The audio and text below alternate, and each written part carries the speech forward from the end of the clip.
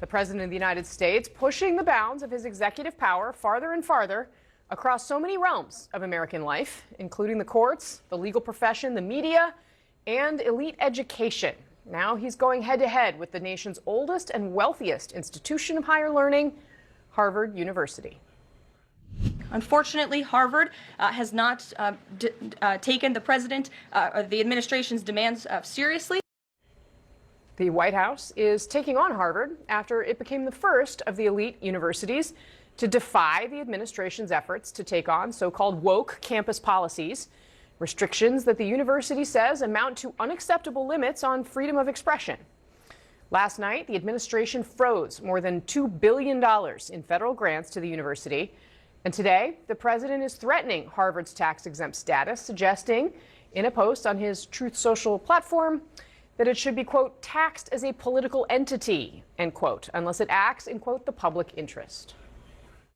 When it comes to Harvard, as I said, the president has been quite clear they must follow federal law. He also wants to see Harvard apologize, and Harvard should apologize for the egregious anti-Semitism that took place on their college campus against Jewish American students.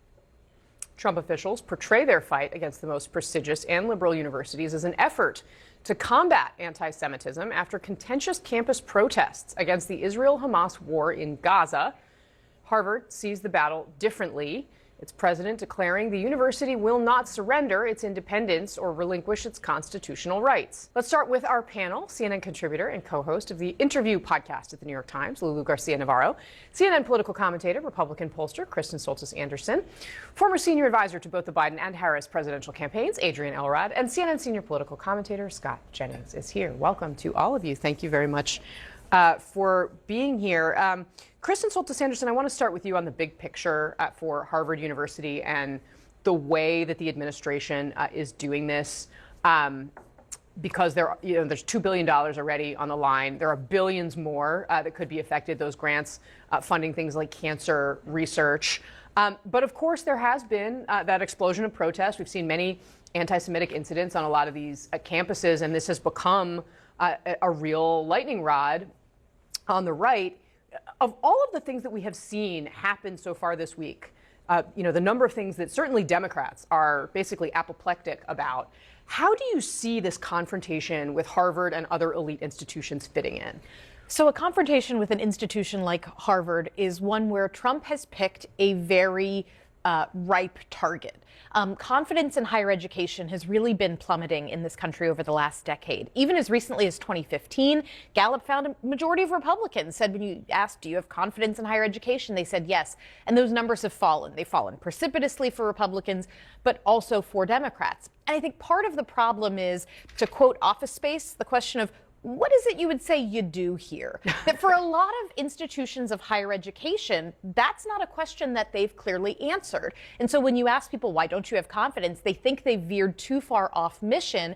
Some of these institutions, as you noted, they contain multitudes, right? They do great things like cancer research, but they have other things that I think a lot of taxpayers may be saying, I don't know if I want to fund this. Trump has sensed that, and that's why he views them as such a good target. I will say, Lulu, these institutions of higher learning have educated an awful lot of the bipartisan people who come here to Washington and end up in positions of power. I was about to say, it's always surprising to me that Harvard is put as this kind of liberal bastion when you think about a number of Republicans and Wall Street executives who've gone there. Yeah, well, we can put up a number of the Trump allies who attended Harvard. Now, I will say that the youngest of those that you see on your screen are about my age, so they're elder millennials, so perhaps a lot has changed in the intervening time.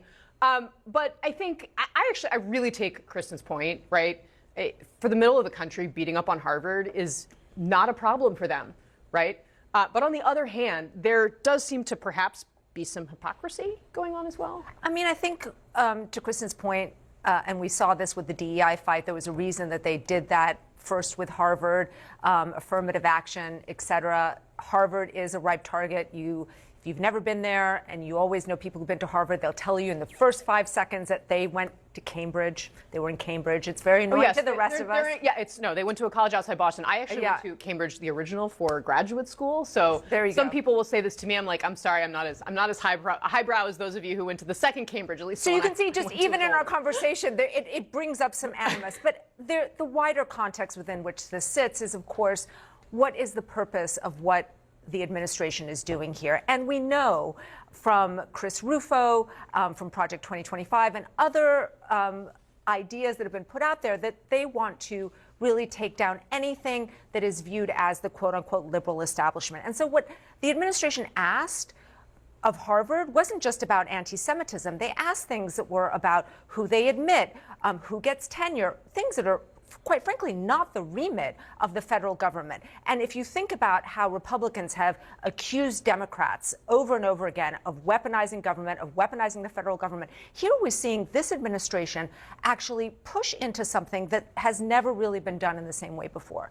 I mean, Scott Jennings, that seems like a fair point. I mean, if Democrats were doing this in a way that conservatives felt like was taking on some of their interests in these higher institutions, I feel like I would hear you talking about, hey, government's supposed to be more limited. Why would Democrats be complaining about Harvard? Like 96% of the political contributions from the faculty go to Democrats from Harvard. There's no diversity of thought among the faculty there. And by the way, I should say, I've had some experience with it. I was a fellow at the IOP. Kristen was as well. I taught a class at the Harvard Kennedy School for a number of semesters. I had a good experience, but I think... But no diversity of thought, apparently. But I think in recent years, particularly since October the 7th, the civil rights of these Jewish students on campus have clearly been violated. I don't think the university, Harvard, Columbia, a lot of these other Ivies have taken near enough steps to protect these students. They've been chased around campus, barred from buildings. Buildings have been taken over. I mean, it's ridiculous what's going on. And here's the deal. They take federal money. They have a $53 billion endowment. They take federal money. If you want to continue to take federal money, you're going to have to listen to the people who dole it out. And that's the Trump administration, who are standing up for these Jewish students. If they want to give up the federal money, you can create, I guess, the culture of hate that you want, and that's fine. But right now, they're entangled with the federal government, and they're going to have to deal with the president. Adrian, I mean, I will say what the Trump administration is trying to do goes well beyond the anti-Semitism questions 1,000%. And the points that are very well taken from you. And I have spoken to a lot of Jewish students and families who are concerned about their Jewish students on these campuses. There are absolutely challenges there. But this is also DEI. It's hiring, admissions. It is looking at some of the viewpoint diversity. That seems like something we could argue about. But how do you see it? Well, first of all, I think Kristen's exactly right that this is something that this is where Trump is really good. His instincts are good. He knows he is delivering basically red meat to his base by saying, I'm going after a liberal institution like Harvard. I also agree with your point that what would happen if Republicans, all of a sudden, if Oral Roberts University or some of these super conservative, Republican-leaning organizations were also targeted by Democrats. So it goes both ways. I think the bottom line is this. This sets a dangerous precedent. If Harvard caves on this, which so far they have not, they've stood very firm and strong.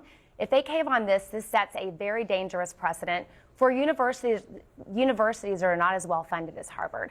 Harvard is the wealthiest university in the country, but what if we start going down the road with some of these universities that could be targeted that don't have the endowments that Harvard does? So I think, in the words of Barack Obama, who tweeted last night, applauds Harvard for standing strong against unlawful and ham-handed attempts by Donald Trump to stifle free speech and public education. And I think that that's the point that Democrats need to continue to drive, and anyone who wants to support the freedom of education. And the only thing I'll say, to Scott's point is as follows. He said he'll have to tangle with the president if you get federal money. That's assuming that somehow this federal money is the president's. And in fact, this federal money is the people's, and it is the people who pay taxes. And the idea of the federal government is that you are supposed to actually, look at the people of the United States and try to deal with them fairly. And who do the people elect to be stewards of their money? The President of the United States. Yes, but he's standing up for these Jewish students. It's Congress. Technically Congress. Who has to spend the money? Who has to cut the checks? Who has to cut your check? Who has to faithfully execute the laws of this country? It's the president. But if this president the civil rights of these is students are trying being to violated. weaponize, this president is trying to weaponize the federal purse strings.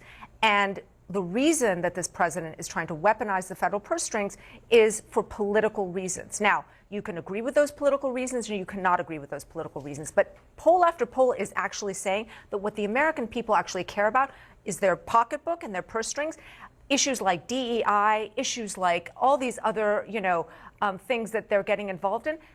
That poll's very, very low. There's just a poll that came out from UMass. 2%, 3% of the Americans care about these issues. This is something that Donald Trump is investing in. Do the Jewish students care about it? Do their families care about it? He's standing up for people who have no advocates on these campuses. Nobody on these campuses will stand up for them because it's not in vogue to do so on the campus. Trump shows up and stands up for the kids. This is a wider issue than and that's why they're upset about it. Absolutely. I think This we've all is not made it about very clear that we anti-Semitism. certainly stand with the Jewish students. The only people who don't make it persecuted clear on are the these Harvard campuses. people. The Ivies, they don't make it clear. They don't make it clear. I think we can all agree that Well, not we're all of here. these They're universities there. handle this, but to Casey's point, this is a much bigger, broader deal.